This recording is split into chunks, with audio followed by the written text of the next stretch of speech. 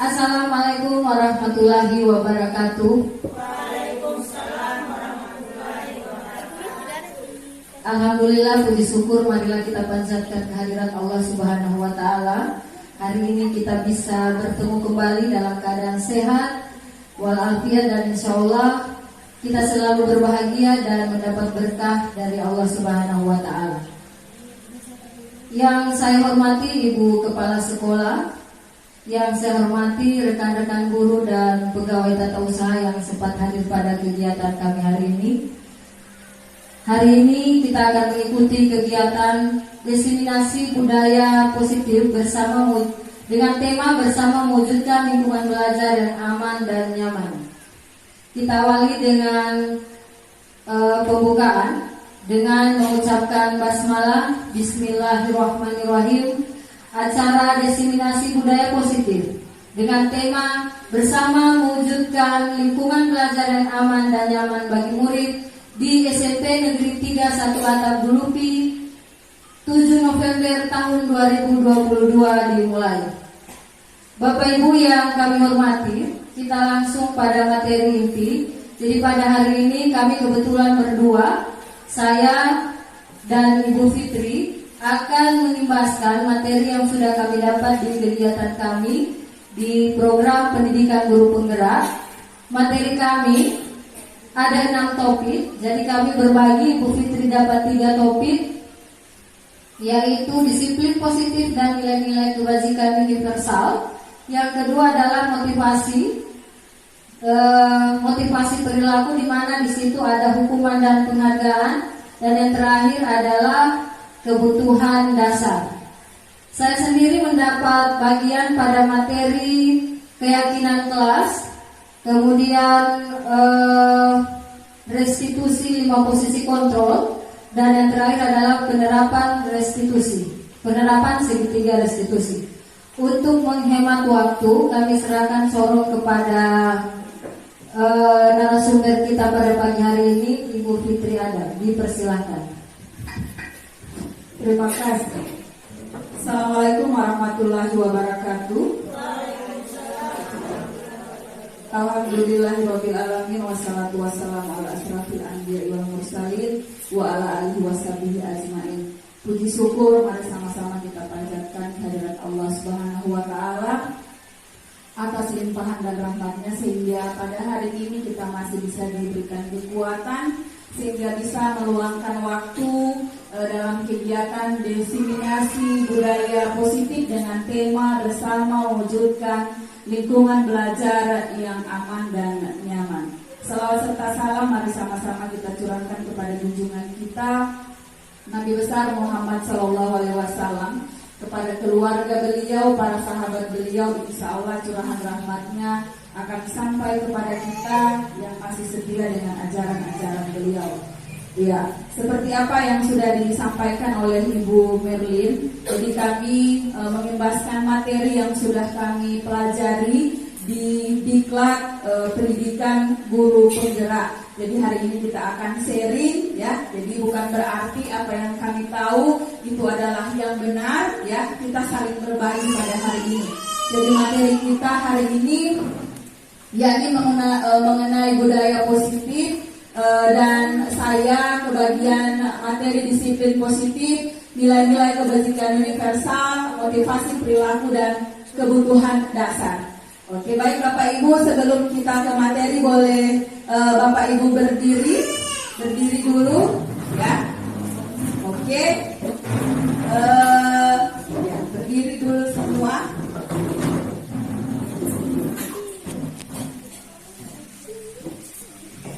Ya, jadi ibu-ibu mengikuti apa yang saya lakukan, tetapi tidak mengikuti apa yang saya katakan, tapi tidak mengikuti apa yang saya lakukan, ya. Mengikuti apa yang saya katakan, tapi tidak mengikuti apa yang saya lakukan. Bisa Bapak Ibu? Bisa. Ini mata. Mengikuti apa yang saya katakan, mengikuti apa yang saya katakan. Bisa? Ya. Ini kepala.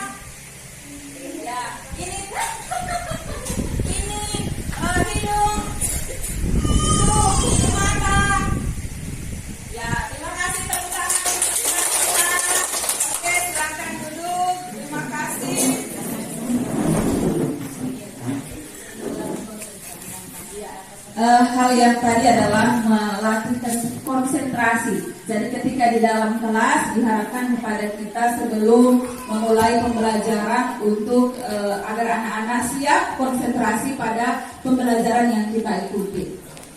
Oke, untuk hari ini untuk kegiatan pemantiknya ya, melakukan kegiatan cobalah buka ya. Jadi antara Bapak Ibu yang berdekatan, silahkan Bapak Ibu mengepalkan tangan ya, saling yang satu mengepalkan, yang teman yang satunya berusaha membuka dengan membujuk, dengan merayu atau bahkan menghardik. Nah, saya berikan waktu 30 detik, kemudian berubah lagi, yang satu mengepalkan tangan, yang satu berusaha membuka. Ya, disilahkan. Saya kasih waktu 30 detik. Ya, yang satu mengepalkan, yang satu membuka. Jadi yang membuka, berusaha membuka itu bisa dengan merayu, membujuk. Kemudian gantian lagi, ya, gantian lagi. Yang satu mengepalkan, yang satu berusaha membuka, bisa dengan merayu, mau kasih uang, ya, mau dihardik atau mau dimarah. Oke, sudah? Oke, sudah ya? Oke, sekarang saya ingin tahu alasan Ibu Lili. Silakan Ibu Lili. Ibu Lili tadi ketika mengepalkan, ya, Ibu Lili apakah berusaha membuka atau tetap menutup? Saya tetap menutup, Iya, karena ada yang di dalam tangan saya. Iya. Di dalam tangan saya ada uang atau ada emas. Ya. Tapi yang mengambil itu tidak bisa harus kasar. Harus dengan pelan-pelan atau membujuk saya. Iya, terima kasih. Oke, Pak Wawan, ya, Pak Wawan tadi ketika Pak Wawan mengepalkan, Ibu Lili berusaha merayu. Apakah Pak Wawan membuka tangan atau bagaimana? Saya membuka, Bu, soalnya orang tua. Iya, oke, alasannya karena ada orang tua. Ada yang lebih tua yang meminta. Iya, orang tua yang meminta. Oke, terima kasih ya. Jadi apapun alasan Bapak dan Ibu tadi, ya, jadi sesungguhnya siapa yang memegang kendali kontrol atau membuka kepalan tangan. Jadi yang memegang kendali adalah ya diri kita sendiri. Jadi ketika Ibu Lili tadi sebenarnya dia tidak mau membuka, tetapi karena ada rayuan dari Pak Wawan, di dalam genggaman tangannya itu punya uang banyak sekali, ya. Tapi karena sudah dirayu dengan segala macam cara, akhirnya dibuka. Demikian sebaliknya Pak Wawan, ya, sebenarnya itu yang paling berharga. Tetapi karena Ibu Lili dia lihat orang yang paling tua dari dia menghibah, jadi dibuka. Jadi inilah posisi kontrol itu adalah pada diri kita sendiri. Ya, ini ya. Jadi tentu kita sendiri yang memegang kontrol atas kepalan tangan kita sendiri. Apakah kita membuka atau menutup kepalan tangan itu tergantung dari kita masing-masing sesuai dengan kebutuhan dasar kita.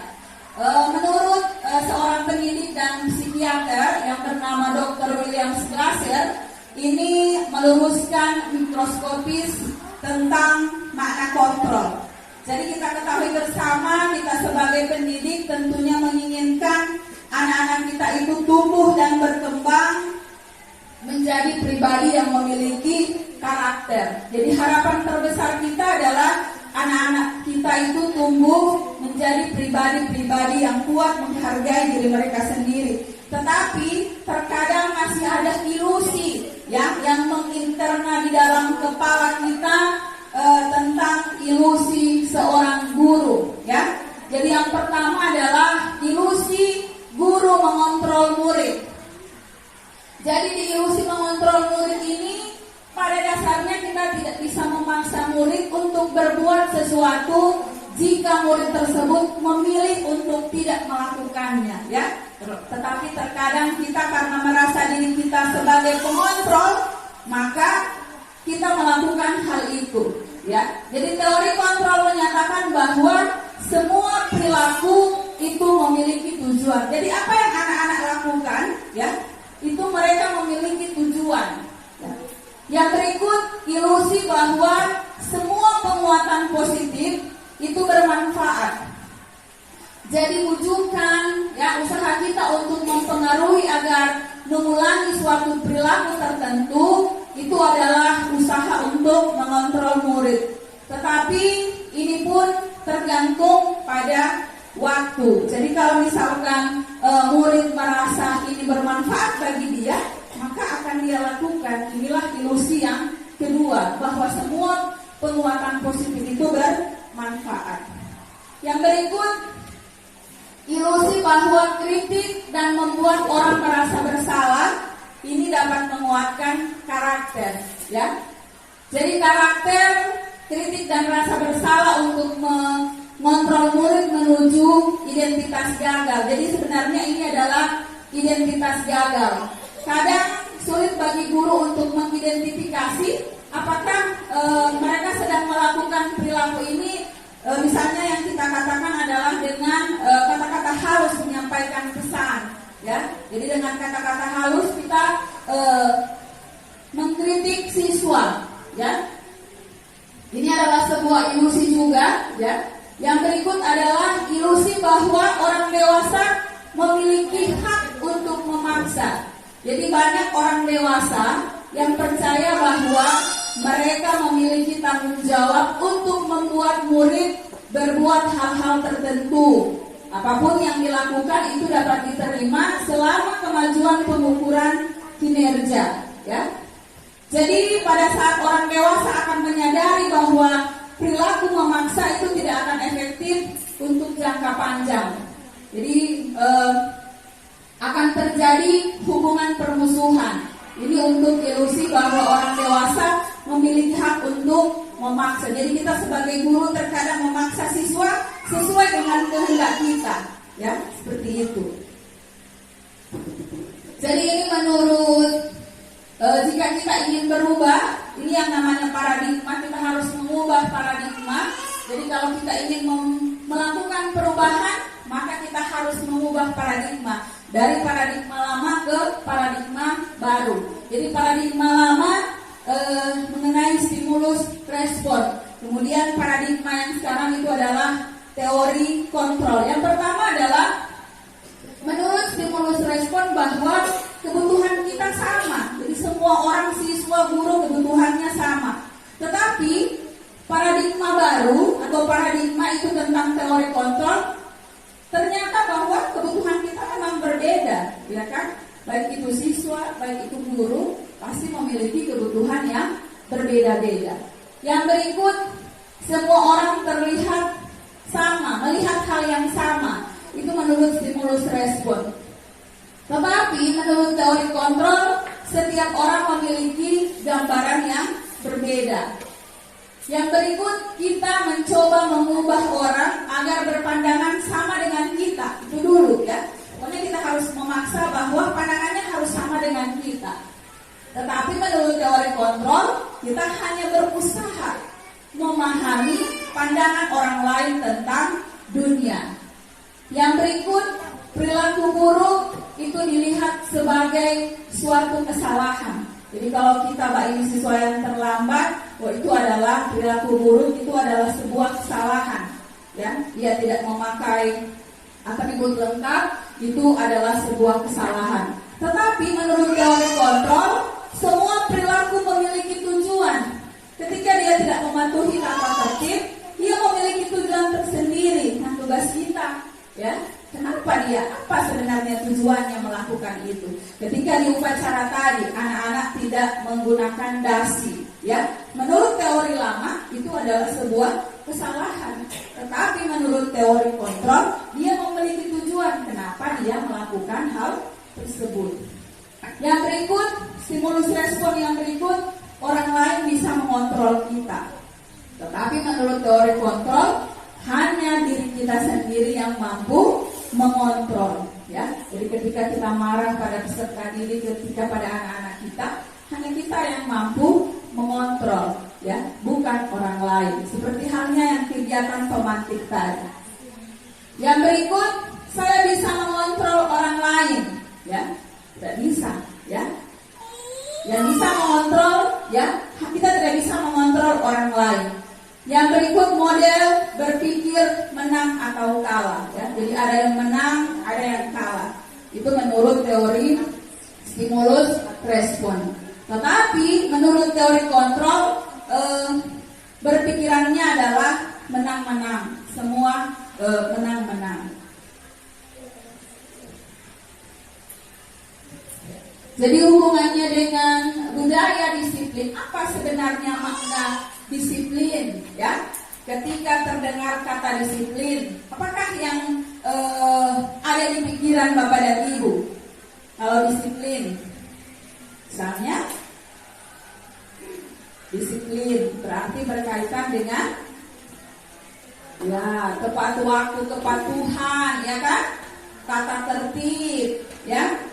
Jadi disiplin itu sebenarnya adalah bagaimana cara kita mengontrol diri dan menguasai diri untuk memilih tindakan yang mengacu pada nilai-nilai yang dihargai agar tujuan mulia yang kita inginkan itu tercapai. Itu sebenarnya makna disiplin. Jadi proses mengontrol diri, ya. Jadi orang yang memiliki disiplin berarti mereka memiliki tanggung jawab terhadap apa yang dilakukannya dan mereka mendasari tindakan-tindakannya itu pada nilai-nilai kebajikan universal. Jadi tentunya sebagai seorang guru kita menginginkan anak-anak itu memiliki disiplin diri, ya. Mereka bisa berperilaku mengacu pada nilai-nilai kebajikan dan memiliki motivasi intrinsik. Jadi mereka memiliki motivasi intrinsik, motivasi dari diri sendiri, ya. Kemudian berperilaku mengacu pada nilai-nilai kebajikan. Dan nilai kebajikan itu misalnya saling menghargai, berempati, ya.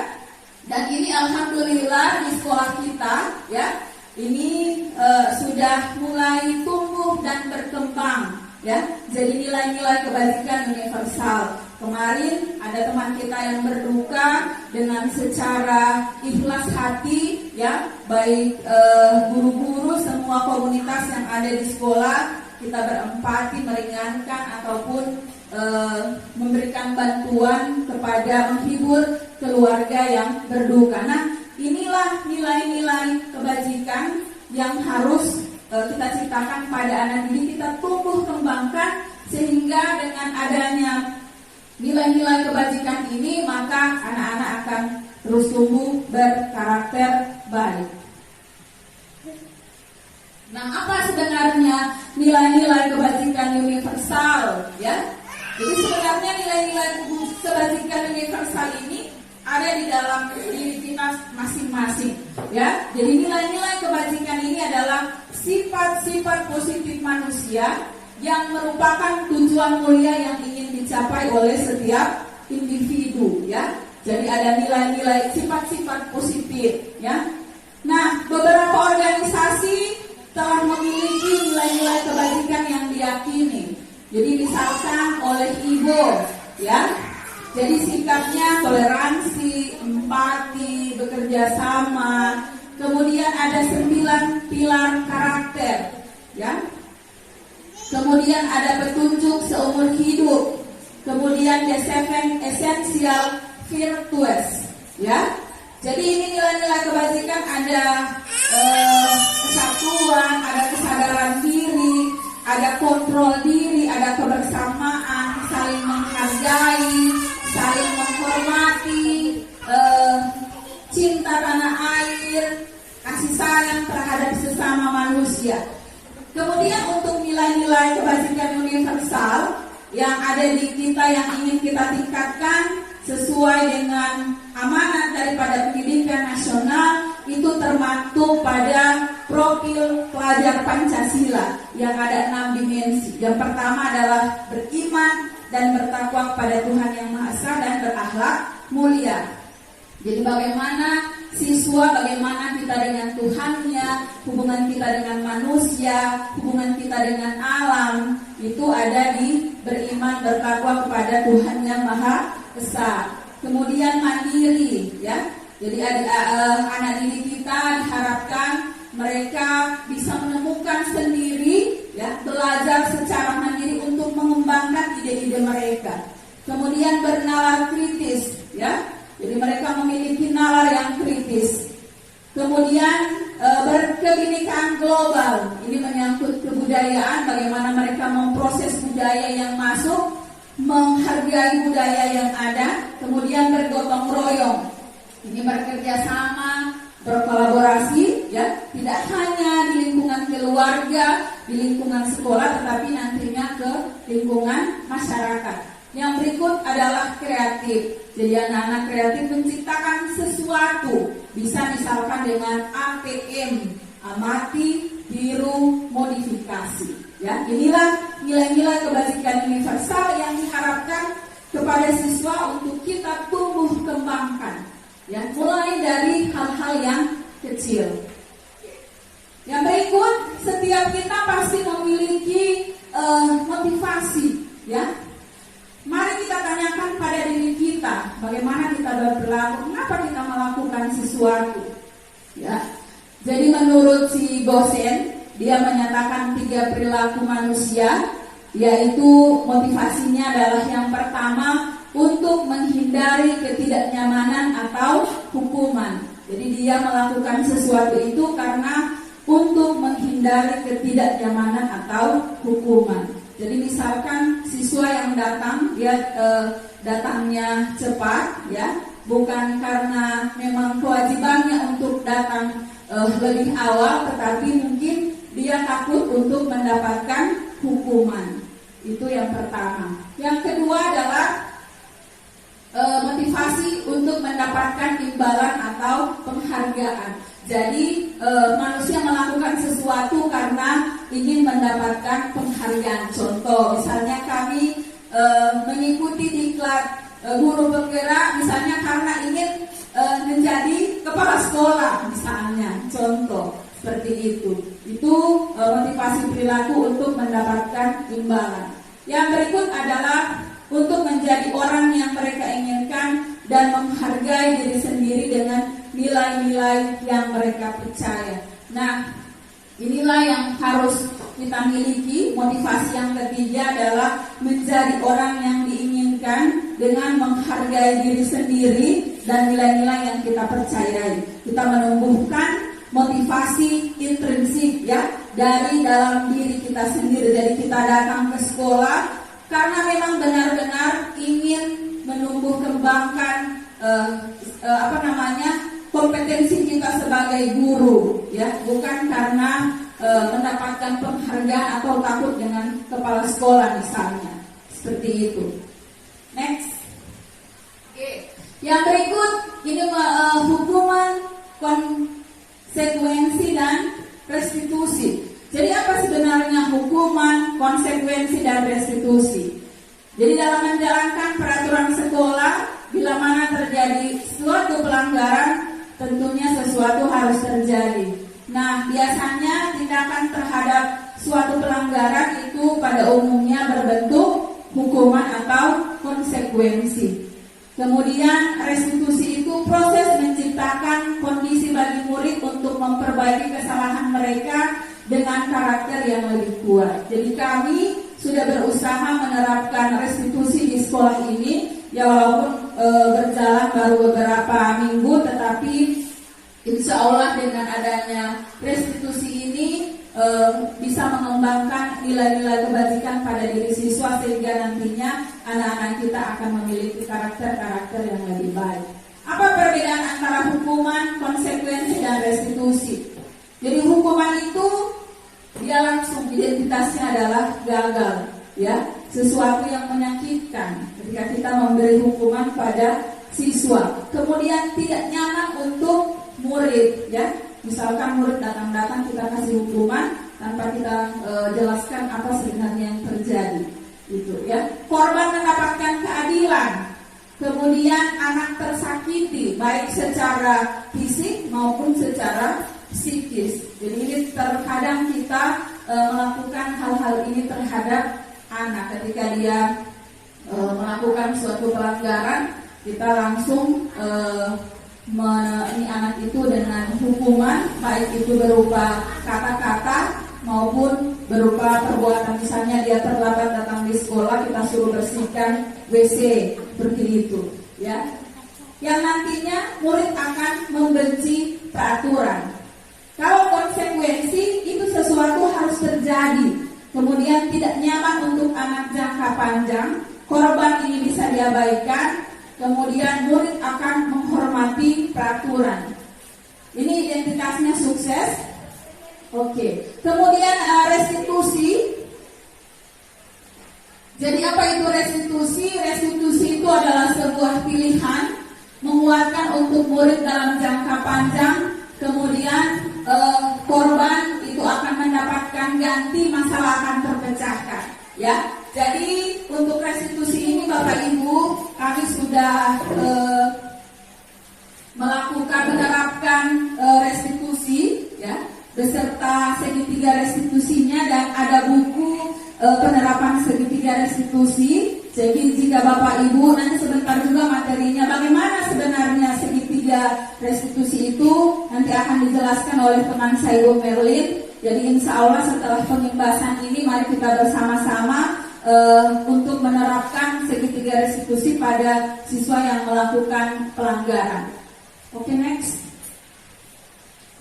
Oke, kemudian ini dihukum oleh penghargaan. Apakah kita bisa memberikan penghargaan kepada siswa? Jadi menurut seorang ahli yang bernama Al-Fikon bahwa penghargaan maupun hukuman adalah cara mengontrol perilaku seseorang yang menghancurkan potensi untuk pembelajaran sesungguhnya. Jadi sesungguhnya secara ideal tindakan belajar itu sendiri merupakan sebuah penghargaan, ya. Jadi ada beberapa hasil pengamatan, ya, tentang penghargaan itu sama dengan menghukum seseorang. Satu, penghargaan merusak hubungan. Contoh, seseorang anak yang biasa mendapatkan ranking pertama, maka tentunya yang ranking kedua ini akan merasa kecil hati, ya. Itulah yang dinamakan merusak hubungan. Terjadi kecemburuan, menyebabkan iri hati. Nah, ini penghargaan bisa merusak hubungan. Kemudian yang berikut, penghargaan itu tidak efektif, ya.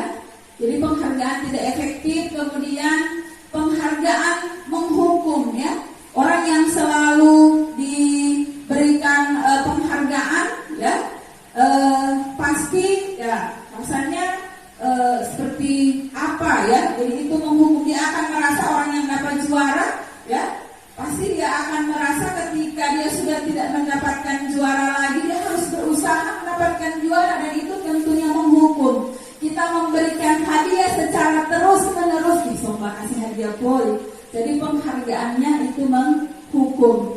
Yang berikut ini motivasi intrinsik. Jadi seharusnya penghargaan itu dia memberikan nilai motivasi intrinsik dari dalam diri. Kemudian yang berikut ini hanya beberapa garis besar tentang dihukum oleh penghargaan. Penghargaan mematikan kreativitas di bidang seni. Sesuai dengan penelitian bahwa ketika para pencinta seni itu diberikan penghargaan, itu sesungguhnya mematikan kreativitas mereka, ya. Jadi seperti itu. Jadi sesuai dengan penelitian yang dilakukan oleh para ahli itu, ya. Yang berikut apa sih sebenarnya kebutuhan dasar manusia? Jadi sebenarnya ada 5 kebutuhan dasar manusia. Yang pertama adalah kebutuhan bertahan hidup, ya. Jadi ini berhubungan dengan fisiologis. Kita bertahan hidup butuh makan, butuh tempat tinggal. Kita ingin sehat. Itu kebutuhan bertahan hidup. Yang berikut adalah kebutuhan kasih sayang dan diterima, ya. Jadi cinta dan ingin diterima. Ini berhubungan dengan hubungan sesama teman, sesama keluarga. Jadi anak-anak yang memiliki kebutuhan kasih sayang dan diterima, itu dia akan merasa senang diterima, berbaur dengan teman-temannya karena dia memiliki kebutuhan kasih sayang dan diterima. Dan kebutuhan kasih sayang yang diterima ini harusnya ini didapat dari pendidikan keluarga. Dia merasa dicintai, disayangi. Yang berikut adalah kebutuhan penguasaan atau kebutuhan pengakuan atau atas kemampuan. Jadi dia ingin diakui bahwa dia kompeten, ya. Dia memiliki hal keterampilan yang harus diakui, ya. Itu penguasaan. Jadi ada anak-anak yang ingin menjadi pemimpin. Dia mengamati dulu, ya, kemudian mencoba hal-hal yang baru. Kemudian kebutuhan yang berikut adalah kebebasan, pilihan. Jadi mereka ingin memilih mana yang disukai sesuai dengan minat. Jadi kalau peserta didik dia suka pelajaran tertentu, ya, misalkan matematika dia suka menghitung, maka dia merasa senang dengan pilihan itu. Kemudian kebutuhan untuk merasa senang. Jadi anak-anak butuh juga mereka tertawa bersama, bergurau. Jadi Bapak Ibu, kita sebagai pendidik kita harus mengetahui kebutuhan dasar apa yang harus kita penuhi pada diri kita dan kebutuhan dasar apa yang harus kita penuhi pada anak didik kita. Jadi mereka kan sesuai dengan teori kontrol tadi bahwa setiap perilaku itu pasti memiliki tujuan, ya. Jadi tujuannya apa? Misalkan mereka belajar, ada anak didik yang katanya lapar, ya. Jadi kita tidak boleh paksa dia untuk mengikuti pembelajaran. Pasti tidak ada yang masuk. Jadi harus penuhi dulu kebutuhannya. Misalkan dia lapar, ya, dia harus makan, ya. Makanya kita sudah mewanti-wanti anak-anak sebelum pembelajaran mereka harus sudah sarapan, ya. Begitu pula kita harus tahu kebutuhan dasar apa yang harus kita penuhi. Jadi minimal kita harus memenuhi 5 kebutuhan dasar manusia. Jadi mungkin hanya ini yang perlu saya sampaikan. Jika ada yang ingin sesi-seri, saya serahkan kepada moderator. Terima kasih Ibu Fitri. Demikianlah sesi sharing yang disampaikan oleh Ibu Fitri. Jika ada pertanyaan maupun ide-ide kreatif terkait materi yang disampaikan oleh Ibu Fitri, kami persilahkan.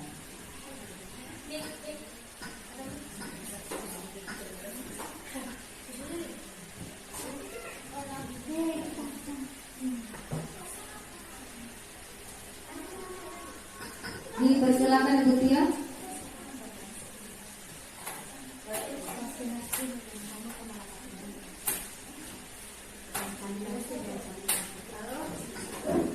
Halo tes.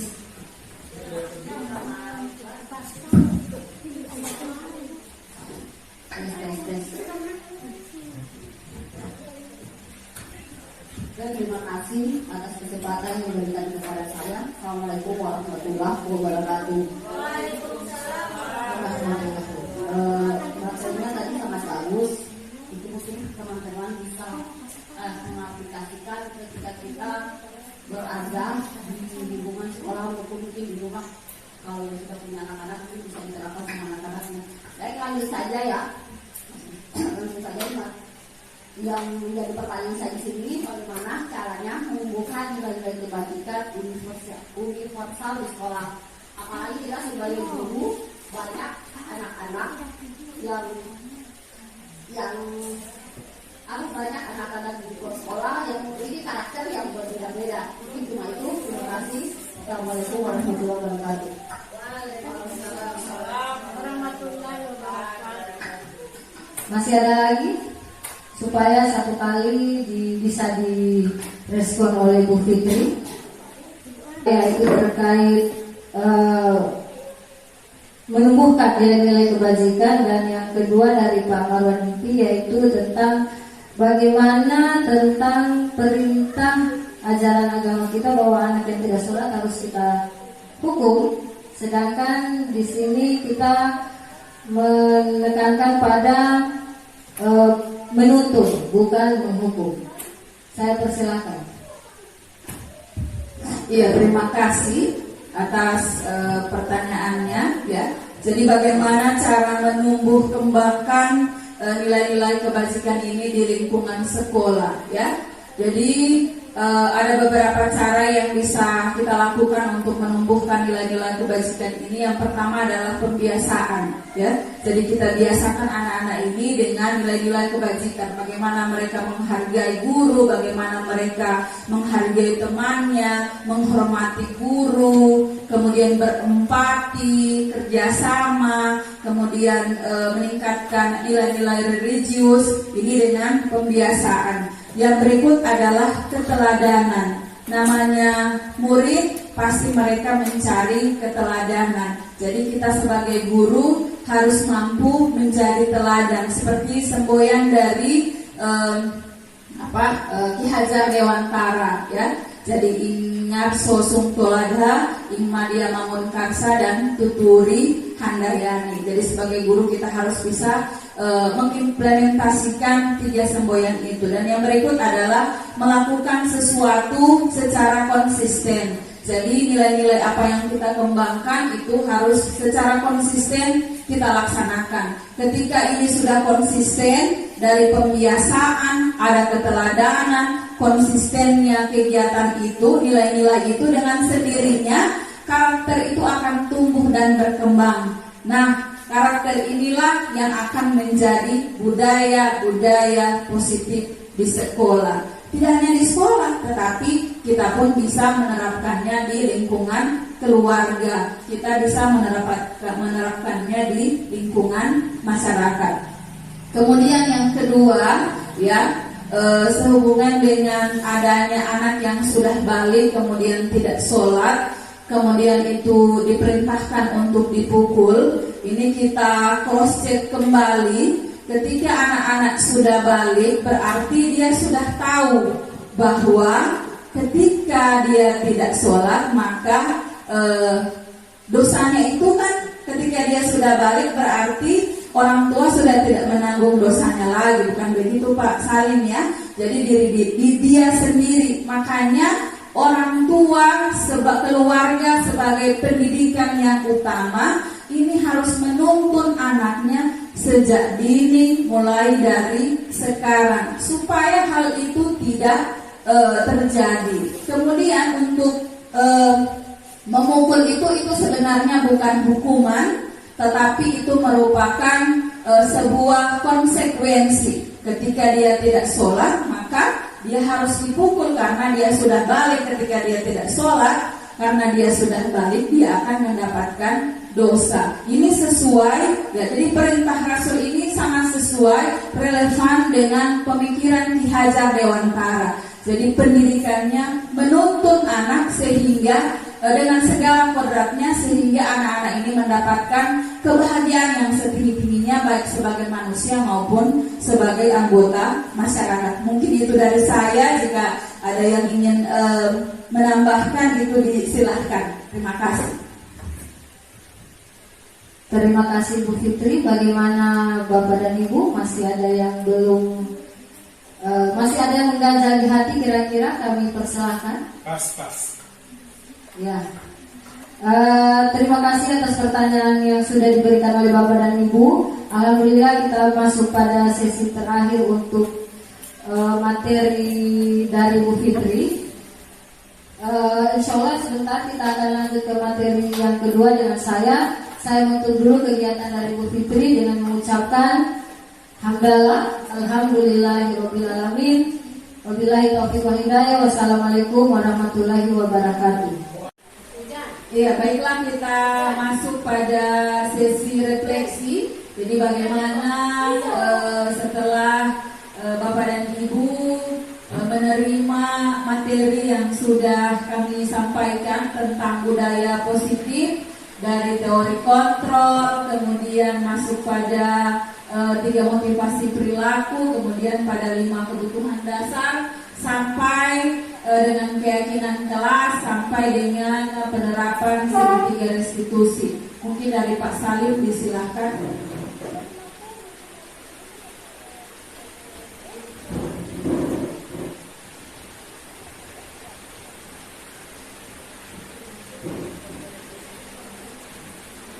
Oke, terima kasih disampaikan kepada ibu pemateri. Dengan adanya materi kali ini, kami merasa bahwa yang akan kami lakukan itu akan lebih indah, akan lebih bagus setelah mendengarkan pemaparan tadi. Ternyata yang kami lakukan selama ini bukan bertentangan tapi kurang pas. Tapi ketika harus menerapkan apa yang sudah dipaparkan itu, terasa tugas kita sebagai pendidik itu akan mudah, terutama itu antara komunikasi antara guru dengan siswa. Ternyata yang kita lakukan selama ini dengan lebih banyak menjustis kepada siswa, ternyata itu berpengaruh pada perilaku siswa itu sendiri. Barangkali hal-hal yang sudah disampaikan tadi itu merupakan taktik kita sebagai guru di dalam menghadapi berbagai macam karakter dari siswa, dan untuk bisa menemukan kemauan siswa itu sendiri dengan kemauan guru, sehingga akan tercipta kolaborasi antara guru dan siswa, bahkan lebih luas lagi ke seluruh stakeholder yang ada di lingkungan sekolah. Oleh sebab itu, mungkin ke depan kami berharap kepada ibu-ibu pemateri, ketika kami menemukan kendala dalam hal mediasi dengan siswa, kami berharap supaya tidak sungkan-sungkan memberikan arahan penguatan kepada kami untuk menyempurnakan atau menyamakan persepsi antara kita sebagai guru dan siswa. Barangkali hal-hal inilah yang kami ambil manfaatnya, ambil intisarinya dari pertemuan kita kali ini, dan insya Allah kita semua kiranya sepakat untuk bisa merubah cara dan metode daripada pembelajaran kita ke depan. Terima kasih. Sekali lagi kami berharap kepada pemateri supaya tidak sungkan memberikan masukan kepada kami tentang hal-hal yang belum secara keseluruhan kami dapatkan melalui materi ini, atau ada masih yang kurang-kurang atau masih samar. Nanti kami akan mintai petunjuk kembali kepada kedua beliau pemateri. Barangkali demikian dari saya, lebih dan kurangnya kami mohon maaf. Wassalamualaikum warahmatullahi wabarakatuh. Waalaikumsalam Mungkin ada warahmatullahi tambahan dari teman lain. Masih ada lagi yang ingin menyampaikan refleksi? Refleksi kegiatan hari ini? Iya, silakan kalau masih ada. Oke, terima kasih atas kesempatan yang telah diberikan. Jujur kami guru-guru merasa sangat terbantu dengan adanya dua orang guru yang menjadi guru penggerak, karena merubah mindset kita sebagai guru-guru bahwa kita itu harus menuntun, bukan menuntun. Merubah kebiasaan menghukum jadi manajerial, jadi guru yang lebih baik, guru yang tidak sedikit-sedikit kenapa tidak begitu, menjadi guru bagaimana keadaan ketika bulan ini, dari guru yang sebelumnya keras menjadi lembut selembut-lembutnya, sesabar-sabarnya dengan apapun yang dilakukan oleh murid. Makanya kami sangat berterima kasih. Apalagi dengan kegiatan kelimpasan hari ini, lebih banyak hal-hal dasar bagaimana kita menjadi guru, kita bisa refresh kembali. Bagaimana semestinya kita jadi guru yang menuntun, bukan guru yang menuntun. Terima kasih, demikian dari saya.